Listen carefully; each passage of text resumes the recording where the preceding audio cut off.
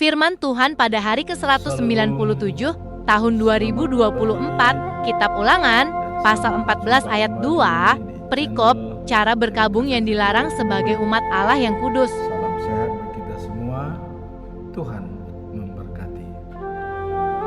Firman Tuhan pada hari ini, yaitu hari yang ke-197, tanggal 15 Juli 2024, diambil dari kitab Ulangan pasal 14 ayat 2 dengan perikop berkabung yang dilarang Allah.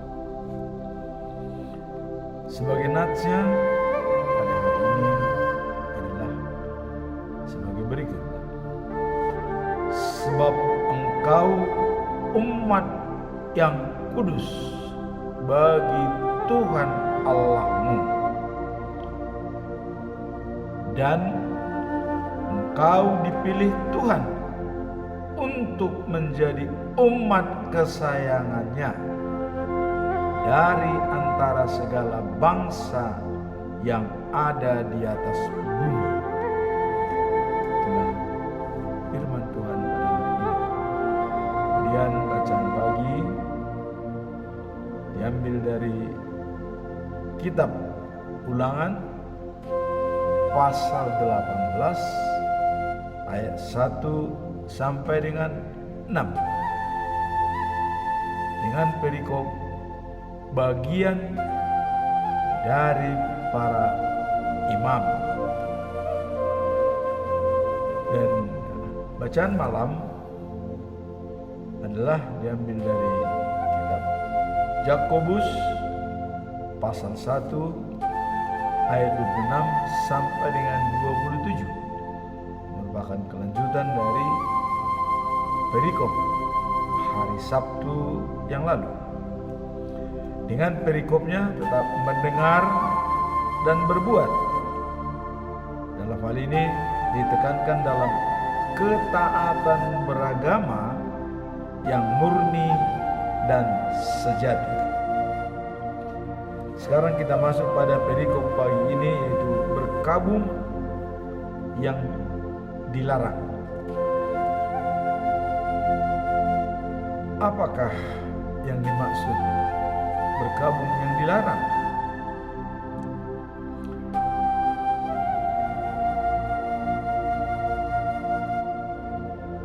Untuk orang mati ada pesan dari Musa, dikatakan begini: kamu adalah umat Tuhan Allah. Jadi pada waktu berkabung, janganlah melukai dirimu atau mencukur bagian depan kepalamu seperti bangsa-bangsa lain. Inilah pesan daripada Musa kepada bangsa Israel. Nah, sekarang kita melihat apa yang dimaksud dengan berkabung. Berkabung adalah proses alami dalam kehidupan kita, dan dalam kitab suci berkabung diakui sebagai bagian penting dari pergaulan manusia atau yang dialami oleh manusia, karena setiap orang akan tiba waktunya untuk meninggalkan dunia ini, dan kepada yang ditinggalkan tentu merasa secara badani adalah sangat bersedih. Dari sini perkabungan di sini dianjurkan supaya tidak melukai diri. Artinya tidak merusak diri sendiri, termasuk mencukur rambut, ya. Tetapi pada saat kita merasa kesedihan dan berkabung, bila kita harus dan menjalankan, artinya tidak dapat dielakkan, memang perkabungan itu pasti tiba. Di sini dikatakan bahwa kita harus mengingat Tuhan, ya, bahwa Tuhan selalu hadir dalam hidup kita, meskipun kita mengalami kesusahan. Dalam penghiburan, Tuhan tetap ada untuk memberikan kepada kita penghiburan, dan hanya Tuhanlah yang bisa menghibur pada saat kita berkabung.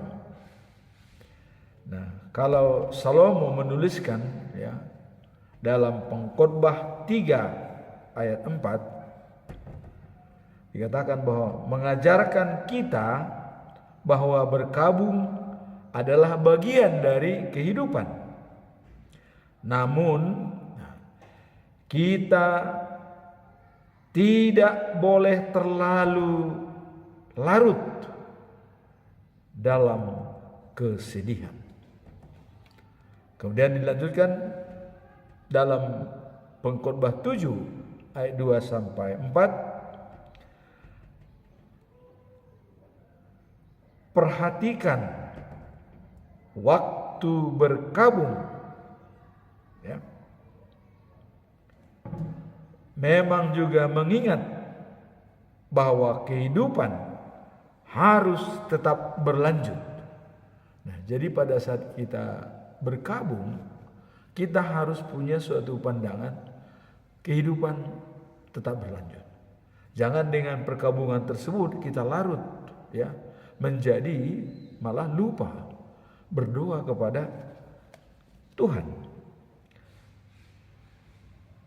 Saat berkabung, marilah kita memohon dan menyerahkan sepenuhnya kepada Tuhan, bersandar pada firman-Nya, ya, dan penghiburan dan mengajukan doa kepada Tuhan. Itulah pada saat kita berkabung. Karena Pengkhotbah 3 mengatakan, pasal 3 ayat 4, ada waktu menangis, ada waktu tertawa, ada waktu meratap, dan ada waktu untuk berdoa. Dan memang kita harus tetap simpati dan empati kepada orang yang berkabung. Maka Salomo memberikan pesan kepada kita dalam Pengkhotbah 7 ayat yang kedua, dikatakan begini: pergi ke rumah duka lebih baik daripada pergi ke rumah pesta. Karena rumah dukalah kesudahan setiap manusia menuju life after life. Jadi rumah dukalah kesudahan manusia untuk menuju hidup setelah kehidupan sekarang, yaitu Yerusalem yang baru. Nah, kemudian kalau kita melihat perkabungan, ya, orang biasanya tanda-tanda daripada orang berkabung memakai baju hitam. Nah, kalau dalam falsafah Batak, ya, ini lebih dalam waktu dulu.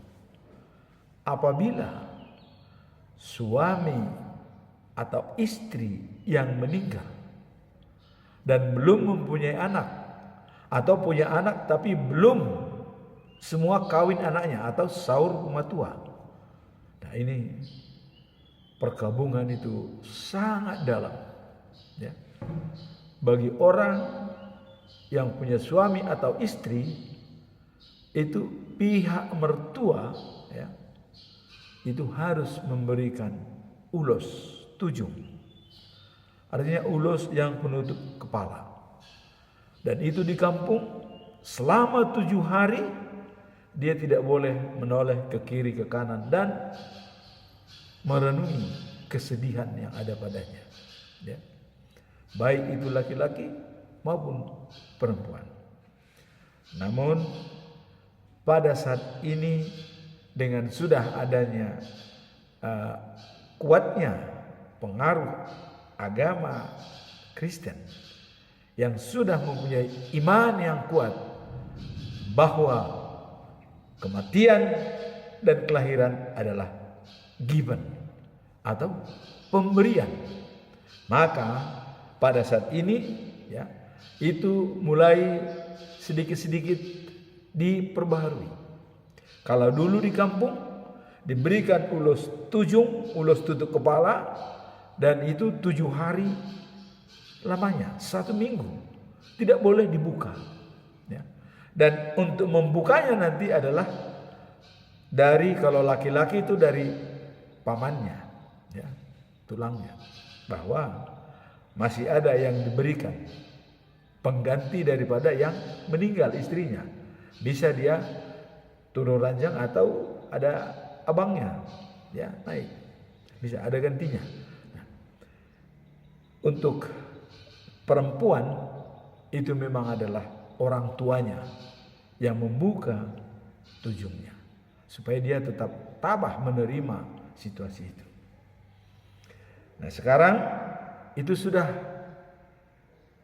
zaman 90-an, ya, sudah mulai diperbaharui itu dari 80-an, ya. Artinya buka tujung bukan lagi 7 hari, tetapi cukup 1 hari setelah diberikan tujung di atas kepala.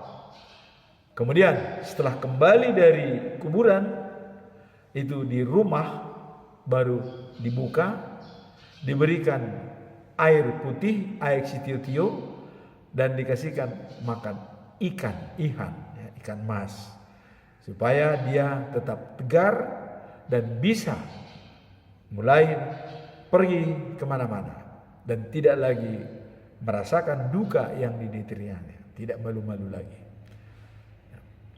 Dan itu sekarang diperbarui lagi, ya, bahwa karena apabila memang itu datang ke rumah itu, misalnya rumahnya berdekatan, ya, taruhlah misalnya 1 kampung, itu masih bisa pulang dari kuburan, ya, ke rumah dibuka, atau misalnya 1 kota.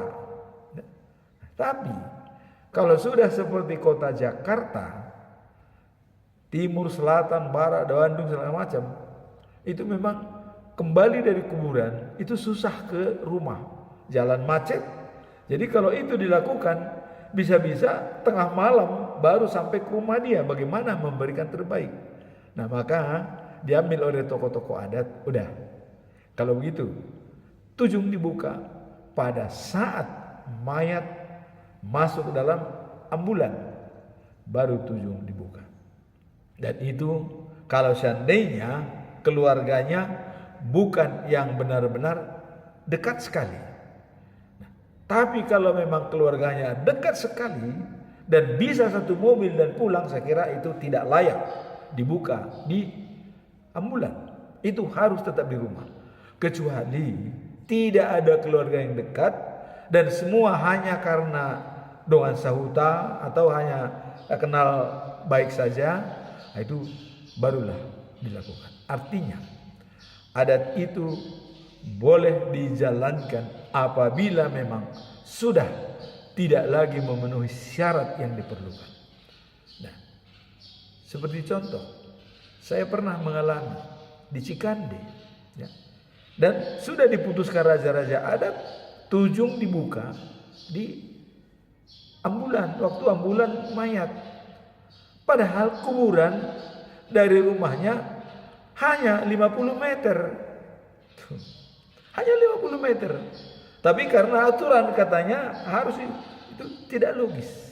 Jadi bagaimanapun kita, jarak kuburan dari rumahnya 50 meter.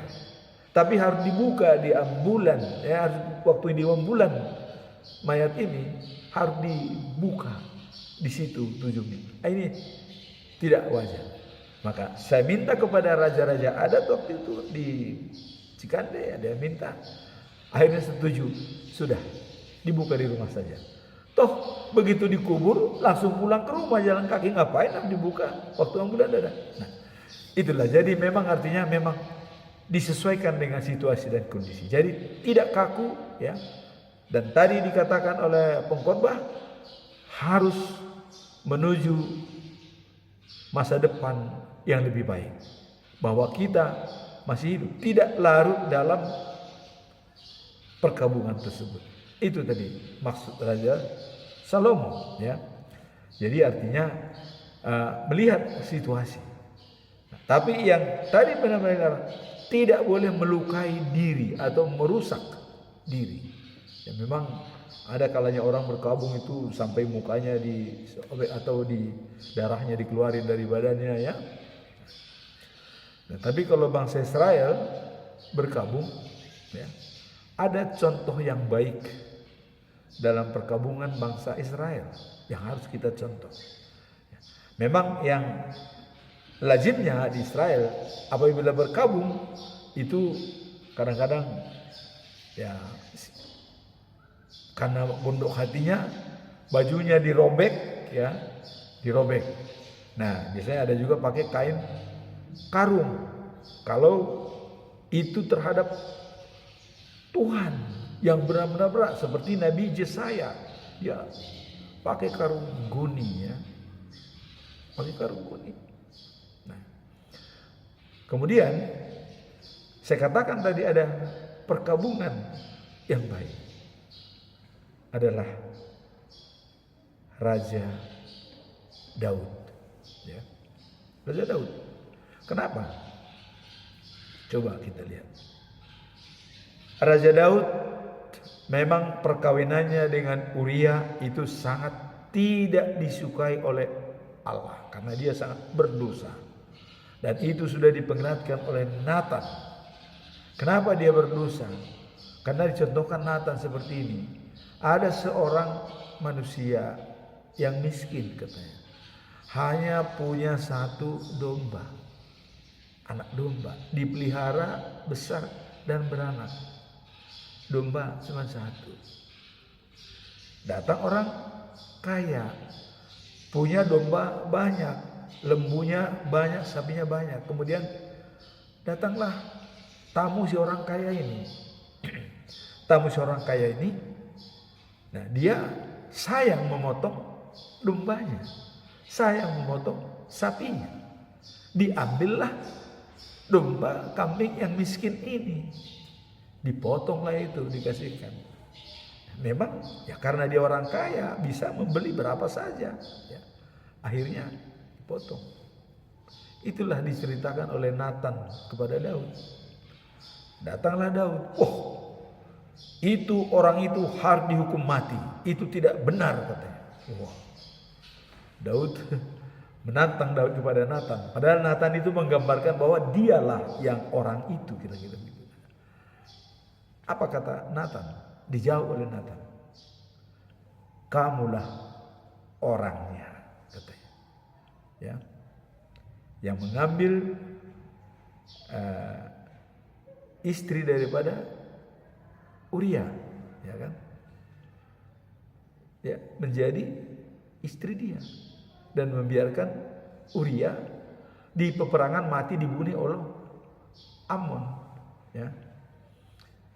Nah, jadi begitu dikatakan oleh Nathan, Daud langsung sujud. Saya berdosa, katanya. Saya berdosa dan tolong saya diampuni Tuhan, katanya. Jadi itu dikatakan oleh Nathan kepada Daud, ya. Nah, kemudian Nathan mengatakan, ya. Nathan berkata setelah dibilang engkaulah orang itu. Nah, beginilah firman Tuhan Allah Israel. Akulah mengurapi engkau jadi raja, katanya, Israel, dan melepas engkau dari rencana Saul untuk membunuh Saul. Nah, kuberikan, ya, isi daripada rumah tuanmu dan istri-istri tuanmu dalam kekuasaanmu, ya, dan memberikan Israel dan Yehuda kalau memang kurang, katanya. Seandainya itu belum cukup akan kutambah. Jadi sudah kau kuasai Yehuda dan Israel. Nah, kemudian kerajaan Saul sudah kau ambil. Apakah itu belum cukup? Nah, itu kata Nathan, pesan daripada Tuhan. Nah, dalam 2 Samuel 12 ayat 9, mengapa engkau menghina Tuhan dengan melakukan yang jahat di dalam dirimu? Ini yang dikatakan oleh Nathan. Kemudian katanya, Uria orang Het itu kau biarkan ditewaskan dengan pedang, ya. Istrinya, ya, kau ambil menjadi istrimu. Uria dibunuh oleh orang Amon dengan pedang. Ini disampaikan oleh Nathan kepada Daud. Nah, kemudian begini firman Tuhan, malapetaka akan kulimpahkan kepada yang dalam, ya, datang dari kaummu, katanya. Jadi malapetaka akan datang dari kaummu. Nah, keluargamu sendiri, katanya. Aku akan mengambil istri-istrimu di depan matamu dan memberikannya kepada orang lain. Orang itu akan tidur dengan istri-istrimu di siang hari. Kau melakukan secara tersembunyi, kata Tuhan, tetapi aku akan melakukan hal itu di depan seluruh Israel secara terang-terangan. Jadi jelas sekali, ya, dikatakan oleh Tuhan, dari keluargamu, kaummu.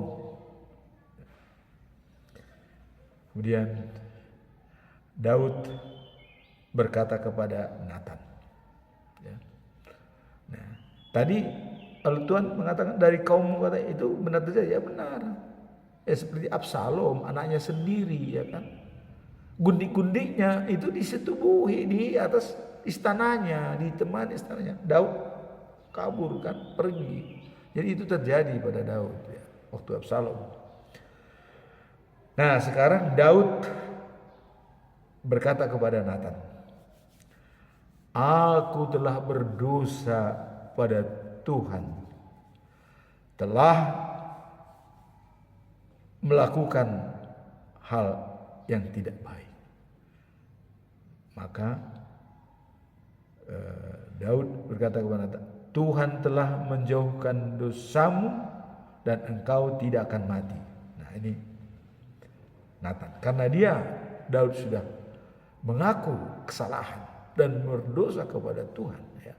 Karena Tuhan Allah sudah mengatakan, orang yang mengaku kesalahannya akan kuampuni.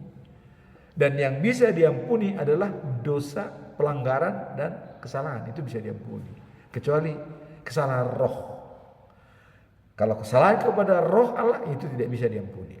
Nah, kemudian dikatakan, Tuhan telah menjauhkan dosamu itu, engkau tidak akan mati, walaupun demikian. Nah, jadi ada juga, jadi artinya ada konsekuensi diberikan kepada Daud, walaupun demikian katanya.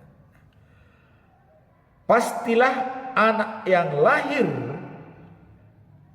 ya, bagimu dari istrimu Betseba itu akan mati.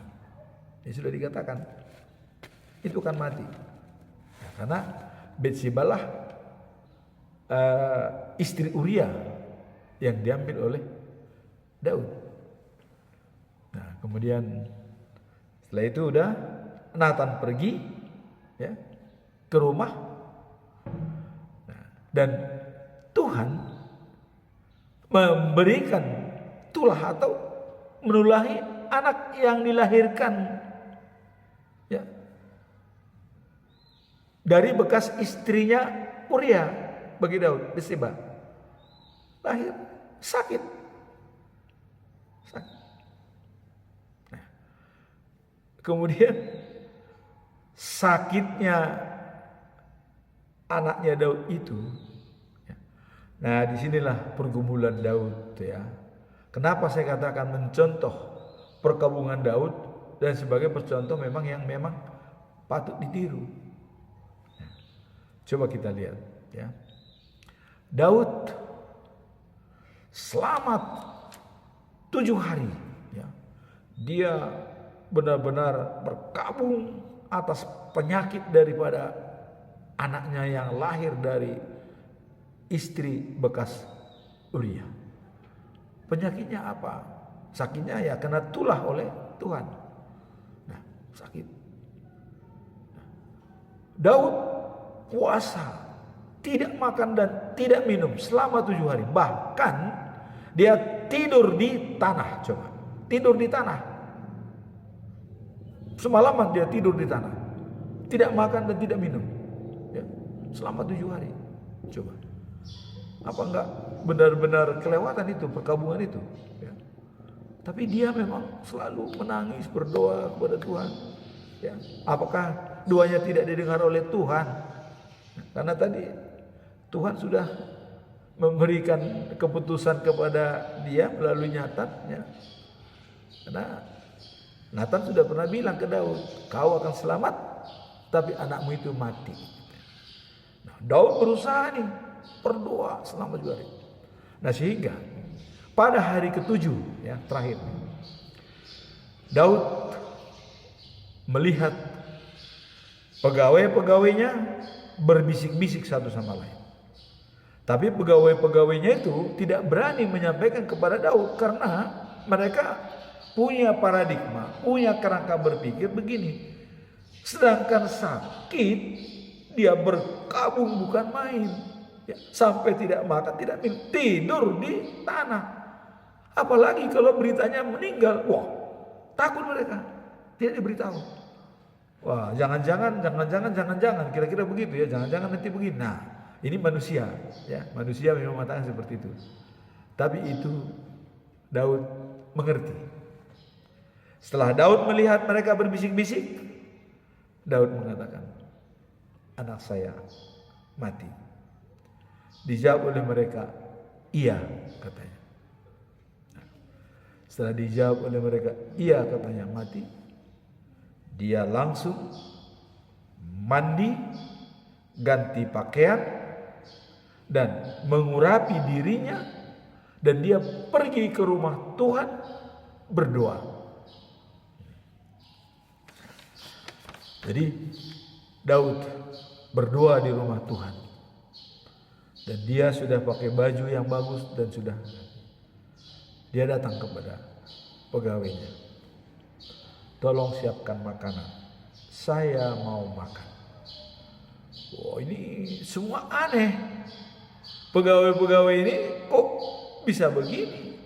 Seorang raja pada waktu sakit sedihnya bukan main berpuasa. Pada saat meninggal, loh kok gak sedih? Ada nggak teman-teman sekarang ini seperti itu? Pada saat sakit kita tangisi, benar-benar kita minta. Tapi begitu meninggal kita malah pakai baju, tenang minta makan. Wah, ini yang mau dicontoh dalam perkabungan dalam bangsa Israel, terutama Daud ya. Ini patut dicontoh perkabungan Daud. Akhirnya Daud mengatakan, setelah dia mandi ya, sudah berdoa di rumah Tuhan, dia minta roti, minta makan. Datang pegawai-pegawainya, loh Pak, katanya, gimana ini? Kami ini bingung ini, kata teman-temannya, kata pegawai-pegawainya. Kenapa? Ya, pada saat anakmu sakit, kau sedihnya bukan main, bahkan tidur semalaman di tanah, katanya. Tidak makan, tidak minum. Kenapa? Begitu dia meninggal, kok Bapak seolah makan dan minum kayak bahagia, kira-kira begitu. Kenapa Bapak seperti itu? Daud menjawab, ya. Sekarang kita bicara, apakah dia bisa kembali? Dan saya yang harus pergi mengikuti dia. Terus apa yang saya lakukan? Oh, inilah pertanyaan Daud. Loh, kenapa pada waktu sakit kau menangis, katanya? Saya berdoa mati-matian waktu dia sakit, memohon kepada Tuhan, mudah-mudahan Tuhan kasihan sama saya. Ternyata tidak. Nah, itulah kata Daud. Mudah-mudahan rakyat. Jadi kita pun ya, walaupun kita memberikan obat atau apapun usaha segala macam kita, kalau sudah Tuhan memutuskan memang ini harus mati, sudah. Maka belajarlah firman Tuhan. Untuk berkabung, kita harus mempelajari bagaimana cara berkabung yang baik. Ya. Dan tadi Salomo mengatakan, ada waktu menangis, ada waktu ketawa, ada waktu melarat, ada waktu untuk bergembira. Nah, jadi pergunakanlah perkabungan itu sesuai dengan apa tujuan hidup kita. Kalau tujuan hidup kita adalah life after life, the news of Jerusalem, udah, kalau berkabung, it's okay. Karena kematian dan kelahiran pemberian dari Tuhan, given. Itulah yang dikatakan oleh Daud tadi, bahwa apakah saya bersedih dia bisa kembali? Toh kan gak bisa kembali. Terus buat apa? Waktu dia sakit benar saya menangis, saya berusaha. Tapi waktu dia sudah meninggal, apa yang mau bisa ditangisi lagi, kata Daud. Saya yang harus mengikuti dia. Nah, ini paradigma ini memang perlu kita tanamkan sebagai kita umat Allah. Tadi dikatakan Musa, kalian adalah umat Allah. Kalau kalian berkabung, jangan melukai dirimu, jangan mencukur rambutmu. Nah, itu. Jadi jangan berlebihan. Marilah kita mencontoh perkabungan Daud. Pada waktu meninggal, dia pergi dulu berdoa, baru minta makan. Dan dilayani dengan baik. Diantar ke kuburan, biasa. Nah, apakah kita mampu seperti itu? Apabila kesayangan kita sendiri anak kita, istri kita, suami kita, atau orang tua kita. Coba. Nah, memang kalau dalam orang Batak memang ya ada yang dikatakan kalau meninggal dia saur matua atau saur matua mauli bulung, ya, tangannya itu tidak lagi dilipat begini, tangannya lurus. Nah, ini pun anaknya semua sudah menari, tidak perlu lagi nangis. Sudah menari. Karena apa? Tanggung jawabnya sebagai orang tua diselesaikan dengan baik. Anaknya semua kawin dan punya anak, ya. Sudah kawin semua. Tidak ada tanggung jawab lagi. Jadi dia berhak menjadi nama tuh saur matua. Nah, kemudian ada lagi satu syarat lagi supaya dia lebih tinggi lagi derajatnya, saur matua mauli bulung. Nah, itu anaknya punya cucu, baik dari laki-laki maupun dari perempuan, punya cucu. Dia berhak saur matua mauli bulung dan tidak ada yang mendahului dia. Anaknya ya, anaknya. Kalau cucunya tidak masalah. Kalau cucunya bukan tanggung jawab dia. Tapi anaknya, laki-laki atau perempuan, belum ada mendahului dia. Atau mantunya, ya, mantunya juga tidak ada mendahului dia. Karena itu dianggap masih lengkap. Sebab kalau mantunya juga udah meninggal, itu juga timpang nantinya. Tidak ada berhak saur matua mauli bulung. Nah, dan yang terakhir adalah mondoh hondok. Wah, ini yang paling besar di adat Batak. Mondoh hondok artinya cucunya punya cucu. Wah, baik laki-laki maupun perempuan. Nah, jadi kalau sudah cucunya punya cucu, dia saur matua mauli bulung. Jadi saur matua itu punya anak, ya, dan punya kawin semua anaknya perempuan dan laki-laki, itu saur matua.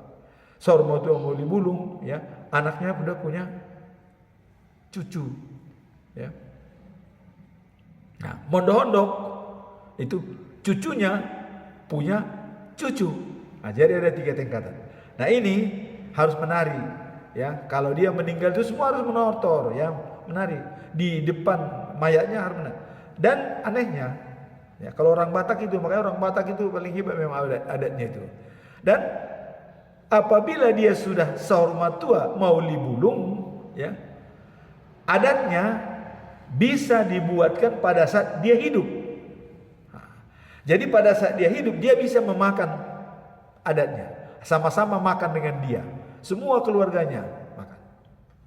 Dan disitulah diberikan sulak-sulang hari apa, ya, itu namanya. Memang istilah Batak, biarlah orang Batak yang ahli adat yang tapi bisa adatnya diselesaikan pada saat dia masih hidup. Kalau sudah saur matua mauli bulung. Kalau saur matua sendiri itu masih belum. Tapi saur matua mauli bulung sudah. Itulah sempurna. Apalagi mondoh hondok, ya, di atas daripada saur matua mauli bulung, cucunya sudah punya cucu. Nah, itu. Nah, jadi kembali kita perkabungan tadi, mari kita contoh perkabungan seperti Daud, ya. Walaupun itu memang dengan risiko yang sangat besar, dia ambil anaknya daripada Betseba lahir dari dia, mantan istrinya Uria, ya. Dia memperjuangkan, tapi perjuangannya juga tetap Tuhan berkehendak lain. Memang harus itu, anak itu harus mati, ya. Dan dia tegar kembali dan juga mengampuni kesalahannya kepada Tuhan. Nah, maka dengan itu kita bisa melihat sebenarnya bagaimana kita dalam perkabungan. Kalau iman kita sudah kuat dan kita anggap bahwa kematian itu adalah given atau pemberian dari Tuhan, ya sudah. Kalau pemberian, ya kita terima dengan baik. Bukan kita tangisi, kita terima dengan baik. Bahkan kalau Paulus mengatakan kematian untung bagi saya, karena cita-cita saya tercapai. Cita-citanya tercapai itu ya artinya life after life itu akan kejadian. Kebangkitan nanti dia harapkan sesuai dengan Tuhan Yesus sudah bangkit. Nah, inilah perkabungan. Jangan sampai melukai diri, kata Musa tadi, dan jangan mencukur rambut, tapi berkabunglah sepantasnya dalam kehidupan yang tetap mengacu kepada firman Tuhan pada saat kita berkabung. Nah, sekarang bacaan pagi diambil dari kitab Ulangan pasal 18 ayat 1 sampai 6. Bagian daripada iman. Nah, ini. Jadi di Israel itu seluruh suku Lewi itu diberi tugas sebagai imam. Seluruh suku Lewi ya. Nah, karena itu ya tak boleh menerima bagian tanah. Jadi suku Lewi itu tidak menerima bagian tanah. Dalam pembagian tanah waktu Yosua membagi tanah kepada bangsa Israel ya, ke-12 suku kecuali Lewi.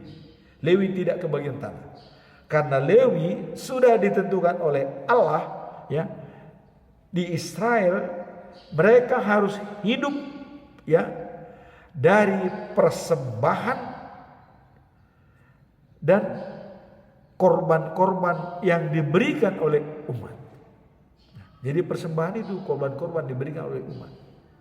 Nah, kemudian mereka tidak boleh memiliki tanah seperti suku-suku lainnya, sebab Tuhanlah bagian warisan mereka seperti yang dijanjikan Tuhan kepada mereka. Jadi udah, kamu tidak perlu tanah, sayalah tanahmu. Tuhan mengatakan saya. Karena makanya mereka semua imam yang di Israel selalu dari orang Lewi. Nah, kemudian bagian orang Lewi ini sudah ditentukan dalam persembahan ya. Nah, bagaimana pembagiannya? Nah, jadi misalnya ya, mereka mempersembahkan korban sapi atau domba. Itu sudah ditentukan bagian Lewi yang mana. Nah, paha depan itu diambil oleh Lewi. Paha depan. Nah, kemudian rahang, kalau di orang Batak itu aliang-aliang. Ya, aliang-aliang itu diberikan kepada hula-hula. Nah, ini kepada Lewi. Ya. Nah, kemudian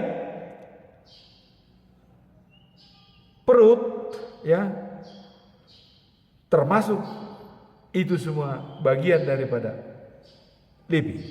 Nah, harus diserahkan kepada imam-imam seluruh bagian mereka. Itu udah. Jadi orang Lewi ini hidup dari melayani di rumah Tuhan. Jadi pemimpin imam di Israel tidak sembarangan. Tidak sembarangan imam. Harus diambil dari keturunan Lewi. Nah, kemudian ada lagi aturan hasil pertama dari gandum, air anggur, ya, kemudian minyak zaitun dan bulu domba juga merupakan bagian mereka.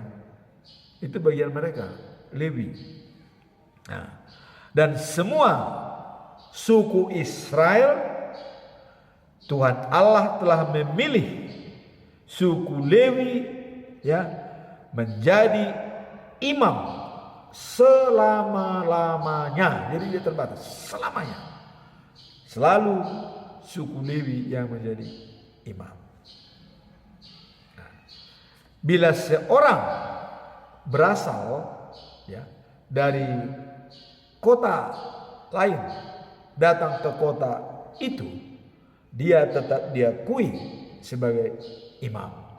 Jadi imam orang Lewi itu adalah merupakan universal, berlaku bagi seluruh kota dimanapun mereka berada, karena dia tidak punya tanah. Makanya dari situ hidupnya dari persembahan daripada jemaat. Dari situ hidupnya dari situ. Nah, jadi makanya kalau semua hamba Tuhan, pendeta, penatua itu masuk dalam keturunan Lewi sebagai imam. Nah, mereka tidak punya tanah, tapi mungkin saat ini hamba-hamba Tuhan itu mungkin banyak punya tanah juga sebagian. Nah, jadi kalau memang imam dia melayani, dia tidak punya tanah, dia cukup hidup dari hasil kerjanya sebagai imam. Nah, Makanya waktu Yesus memilih 70 orang pengikutnya, ya, waktu Yesus ditolak oleh Samaria, Yesus langsung membuat tugas kepada 70 orang. Dan diberangkatkanlah 70 orang ini, 2 orang satu grup. Ya, 2 orang. Dan mereka tidak dibekali apapun, tidak bawa dompet, tidak bawa kantongan apapun, bahkan tidak pakai sendal. Kaki telanjang. Tapi pesan kepada mereka, berbicara dengan baik-baik kepada jemaat. Sampai ke rumah selalu bilang, diberkatilah rumah ini dan Tuhan memberkati. Begitu. Nah, pasti senang. Yang punya rumah senang. Ya, silakan masuk. Disitulah ya. Maka dikatakan, tapi bekerja pasti makan. Kalau dia melayani di sana, dia akan mendapat upahnya dari yang dilayani. Nah, itulah dalam perjanjian baru. Kalau perjanjian lama memang harus imam Lewi yang menjadi imam. Tapi dalam perjanjian baru, Yesus sudah memilih, bukan lagi harus Yahudi, non Yahudi juga sudah menjadi imam, tidak harus orang Lewi. Siapa yang memberikan dirinya untuk melayani Tuhan, silakan. Tidak harus keturunan Lewi. Dulu memang itu dikatakan, tapi jadilah sekarang keturunan-keturunan Lewi yang beredar di seluruh dunia, termasuk di bangsa Batak, Huria Kristen Batak Protestan. Sudah ditentukan. Ada memang pendeta, ada eporus, ada preses, ada resort, ada pembantu pendeta, ada penatua, ada evangelis. Semua itu adalah golongan imam. Dan mereka makan dari persembahan. Ya, persembahan. Maka dulu pernah ada ipar saya pendeta. Dia selalu tegas kepada jemaat. Dan dia mengatakan, saya makan dari uang persembahan daripada jemaat. Maka dia tegas mengatakan, saya makan persembahan dari jemaat. Tapi beliau sudah almarhum. Ya. Semoga beliau diterima di sisinya. Itu pernyataan beliau. Saya makan dari persembahan uang jemaat. Bukan dari hasil pertanian, bukan. Dari persembahan. Maka dia berani menyampaikan firman Tuhan. Dan dia mau melayani. Bahkan satu gereja harusnya kan ada banyak. Ada Ina, ada Sintua, ada ini. Dia bisa melayani sendiri. Dia memimpin dirjen, dia maragenda, dia berkhotbah. Jalankan. Pernah itu dijalankan. Ya. Nah, itulah sebagai iman. Jadi sekarang ini sudah banyak iman. Sekarang bagaimana kita menyampaikan persembahan? Allah mengatakan perpuluhan berikan kepada Tuhan. Tuhan itu adalah imam-imam itulah sebagai wakil Tuhan. Ya, persembahan yang kita berikan itulah kepada imam, itu wakil Tuhan. Kalau Zakheus, separuh dari hartaku kuberikan kepada orang miskin. Nah, jadi kalau itu menggambarkan ya, kalau Raja Salomo mengatakan bahwa napasali Jahobado manangis yang merdengam basa tu napogus. Jadi kalau kita membantu orang miskin sama dengan memberikan pinjaman kepada Allah. Jadi boleh nggak kita punya piutang? Nggak boleh. Ada Raja Salomo mengatakan ya. Dalam mungkin Amsal 17 ayat 27 ya, Raja Salomo mengatakan, "Nah pasali Jehovah dong manangis yang berdengam bahasa tuna fokus." Jadi sama kita memberikan pinjaman kepada orang yang miskin, ya. Kita bisa menagih kepada Tuhan. Di mana ditagihnya itu? The news of Jerusalem, life after life. Tapi di dunia pun itu bisa kita terima. Kalau kita berbuat baik, itu bisa kita terima. Bisa berapa kali lipat. Dan banyak contoh-contoh kesaksian itu. Berbuat baik, itu di dunia juga sudah diterima. Tapi apalagi nanti di surga. Itulah kira-kira perikop dalam bahwa bagian daripada iman itu adalah orang Lewi. Orang Lewi itu siapa? keturunan Lewi, ya, kalau lihat keturunan Lewi ya adalah ada anaknya 3 orang ya anaknya, yaitu Gerson, ya, Kehat dan Merari. Nah, keturunan mereka bisa jadi imam. Nah, kemudian Gerson, ya, itu mempunyai anak 2, Libni dan Simei. Nah, kemudian siapa? Musa dan Aaron. Ini orang Lewi. Nah, kemudian tadi anaknya ada Kohat, ya. Tadi Kohat itu atau Kehat itu anaknya Lewi, dia punya anak 4. Amram, Izhar, Hebron, dan Uzziel. Nah, dan umur daripada Kehat itu 133 tahun. Nah, kemudian Merari itu punya anak Mahli dan Musi. Nah, kemudian Amram, ya, anak daripada Kehat, istri Yakehet, saudara ayahnya Kehat itu menjadi istrinya Amram, ya, melahirkan ada 2 anak laki-laki, 1 perempuan. Pertama adalah Harun, kedua adalah Musa, dan ketiga Miriam. Nah, ini juga umurnya Amram juga 137 tahun, ya. Nah, kemudian keturunan daripada Harun, ya, dan Harun itu kawin kepada Eliseba, ya, anak perempuan dari Aminadab, ya, saudara perempuan Nahason, jadi istrinya. Dan lahirlah Nadab, Abihu, Eliezer, dan Itamar, 4 anaknya.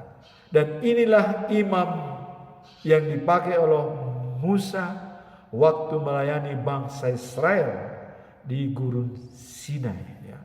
Nah, dan kita tahu ada kesedihan di sini.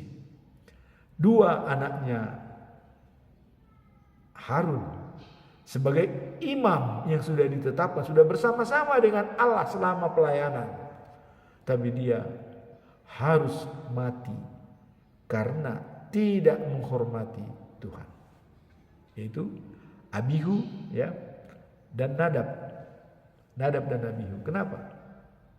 Mereka sedikit mungkin akan pede, ya, dan merasa bangga sudah diangkat imam, dan kalau dia bikin perapian baru pasti Tuhan akan senang, kira-kira begitu pendapat mereka. Nah, dan sebenarnya Musa tidak begitu melarang, karena itu perbuatan baru, ya silakan, karena dia imam, ya, dibuatlah perapian baru. Nah, dan sedangkan perapian lama masih ada. Oh, mereka membuat di sana, dibuat perapian baru itu. Begitu dia membakar dupa di sana, apa yang terjadi? Turun api dari Allah, membakar mereka berdua dan mati pada saat itu. Coba, dan imam, ya, sudah imam. Apa kata Musa? Jangan ditangisi. Nah, itu Musa memang tidak boleh bersedih, karena itu kesalahan sendiri. Itulah kata Musa, kalau kita tidak menghormati oleh Tuhan, katanya. Ini Harun, peringatan nih. Harun. Udah, Eliezer di taman, bawa mayatnya, kubur. Jangan ditangisi. Nanti kalau kau tangisi, kamu juga bisa mati, kata Musa kepada Harun. Awas, kalau kau tangisi, kau bersedih, kau juga ikut mati. Ya, biarkan, karena itu udah kehendak Tuhan. Tuh. Nah, jadi itulah berkabung tadi hubungannya, ya. Nah, jadi keturunan imam ini adalah dari Lewi, dan Lewi turun kepada anaknya Harun, ya. Itulah yang terkenal imam Eliezer, dan Eliezer juga punya anak itu Pinehas. Waktu bangsa Israel keluar dari Yordan, ada perdebatan sengit antara di sebelah timur Yordan dan di sebelah barat Yordan. Sebelah timur ada 3 suku yang mendapat, yaitu Ruben dan Gad dan Manase sebagian. Nah kemudian di sini suku-suku yang lain. Tapi mereka sudah antarkan, sudah pergi untuk bagi tanah. Mereka sudah dapat tanah duluan di sebelah timur. Nah tapi karena mereka sudah dipisahkan oleh sungai Jordan, wah ini Ruben dan Gad ini, wah ini kita harus bikin mesbah. Kita harus bikin mesbah. Kalau nggak kita bikin mesbah, nanti cucu kita bagaimana? Kita dianggap orang yang tidak sama dengan mereka karena sudah dipisahkan Jordan. Dibikinlah mesbah di sana yang megah, yang bagus. Datanglah 9 suku ya, marah. Nah 3 suku tadi sudah apa-apaan ini mereka? Kita punya mesbah, kok bikin mesbah baru? Wah ini mereka tidak tahu kalau Allah itu bisa marah. Orang Nadab sama Abihu membuat mesbah baru itu dihantam oleh Tuhan katanya. Wah ini sebab Israel kalau ada satu orang yang dimarah itu bisa semua korban. Itu benar. Dikirimlah Pinehas. Nah Pinehas inilah anaknya Eliezer, iman Eliezer ya. Pinehas ditanyakan kepada mereka. Akhirnya enggak, kami hanya membuat mesbah bukan untuk tempat beribadah, sebagai lambang saja bahwa kami juga keturunan Yakub dan menyembah Allah yang sama dengan kalian di sebelah barat Jordan. Itulah pernyataan mereka. Akhirnya oke, kalau begitu ya damai. Jadi memang tidak ada maksud-maksud jahat dari kalian. Mereka khawatir. Dibikin mesbah baru, sudah ada mesbah persembahan. Mereka datang aja ke sini kalau kira-kira begitu. Nah, tapi hanya peringatan. Nanti cucu kami, cucu kita tidak tahu. Tapi kalau ada mesbah yang sama di tempat kami dan tempat, berarti kita menyembah Allah yang sama. Sehingga di kemudian hari tidak ada perselisihan di antara suku kami dengan suku Anda yang di sebelah timur dan di sebelah barat. Itulah yang bisa diamaikan oleh Pinehas, anak Eliezer, sebagai imam dipercaya untuk mendamaikan. Jadi selalu imam yang dipanggil untuk mendamaikan. Dan di Israel pun selalu imam-imam agung ya, bahkan yang mencaci Yesus juga imam-imam agung, penjara-penjara kan imam agung ya, imam-imam agung itu. Nah, jadi inilah bagian daripada imam-imam di Israel sudah ditentukan oleh Tuhan Allah, imam selama-lamanya.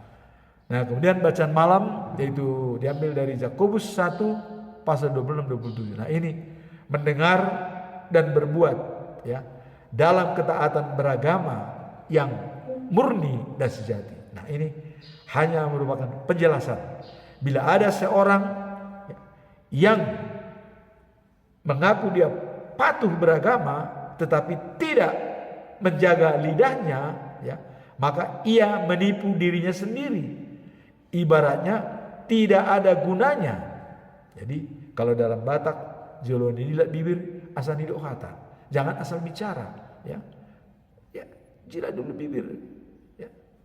Jangan asal bicara. Setiap kita mau bicara, pikirkan, kira-kira begitu. Nah, kemudian katanya, keadaan beragama yang murni dan sejati adalah menolong, ya, anak yatim piatu. Itu satu. Nah, kemudian menolong janda-janda yang menderita. Kemudian menjaga diri sendiri supaya jangan ya dikuasai oleh dunia. Nah, kita lihat Roma 12 ayat 2 dikatakan, jangan serupa dengan dunia, tetapi berubahlah oleh pembaharuan budimu, ya, sehingga kamu dapat membedakan kehendak Allah, agar kamu bisa jadi sempurna, tahu yang baik dan menjadi sempurna. Jadi tahu kehendak Allah mana yang baik, berubah dengan budi pekerti. Jangan sama dengan dunia. Ini yang ditekankan. Jadi agama yang baik dan murni dan sejati adalah membantu orang miskin dan menolong yang mempunyai kemampuan yang tidak, dan menjaga diri supaya tetap Tuhanlah sebagai pacuan kita dalam setiap bertindak dan menjalankan tugas kita masing-masing. Demikianlah firman Tuhan pada hari ini. Kiranya firman ini bisa menjadi bekal bagi kita. Tuhan memberkati. Amin.